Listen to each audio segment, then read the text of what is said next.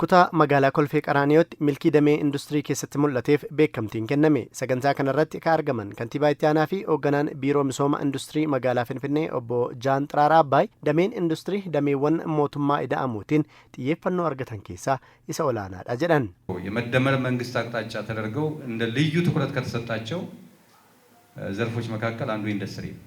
mootummaan ida'amuutiin dameewwan xiyyeeffannoo addaa argatan keessaa tokko damee indastiriiti. Kanaaf warreen oomishaa jirtan rakkoo nama mul'atu kun rakkoo yerootti waan ta'eef ni furama. Abdiin jira. Xiyyeeffannoon mootummaa olaanaadha. Xiyyeeffannoon mootummaa ida'amuuti yoo jennu hojii qabatamaatiinidha. Guyyaa guyyaatti xiyyeeffannoo hooggansaa taasisuun hojjetamaa jira. Kun cimeetti fufa. Kana booda damee kana dhimmoota jajjaboo sadiin deeggarra. Innis gabaa tasgabbeessuuf, sharafa alaa argamsiisuuf, oomisha alaa bakka buusuufi. Obbo Jaan Xiraar itti dabaluun mootummaan ida'amu yaadama qabate kana milkeessuuf ergama hooggansa sadarkaan jiranii taasisuun irratti hojjetaa jiraas jedhaniiru.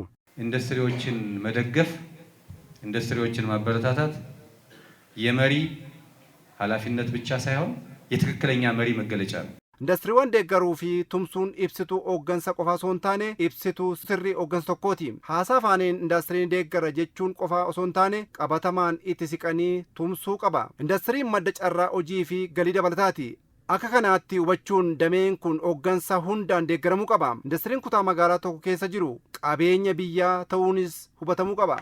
Mootummaan xiyyeeffannoo addaa kennee damee kana tumsaa jira ka jedhan obbo Jaan Xiraar abbootiin qabeenya damicha keessa jiranis danqaa fi qormaata muraasaaf bakka kennuu dhiisanii cimanii hojjechuu akka qabanis hubachiisan.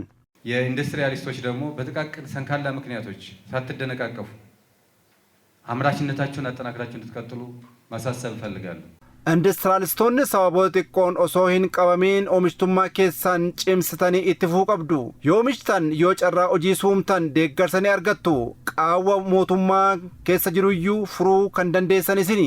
Lafa deeggarsa barbaaddanittis hooggansi naannoo keessan jiru akka isin tumsuu fi itti deddeebitanii gaafachuu qabdu. Sababa xiqqoof harka laachuu dhiistanii yoo itti fuftan nu amanaa rakkoon amma mul'atu kun hunduu seenaa ta'a. Qormaata damee industirii keessa jiru furuuf mootummaan cimee hojjetaa jira ka jedhan obbo Jaan Xiraar abbootiin qabeenyaas akka dorgommiitti seenaniifis waamicha dhiheessaniiru. ይህን ለማድረግ ግን የቅድሚያ ደግሞ የምንሰጣቸው ጉዳዮች ይኖራሉ። Kana taasisuuf dhimmoonni addatti dursaa laannuuf ni jira. Carraan jirus akkuma humnaa fi carraa hojii uumtaniin kennama waan deemuuf dorgommii isin jidduu jiru cimsuu qabdu.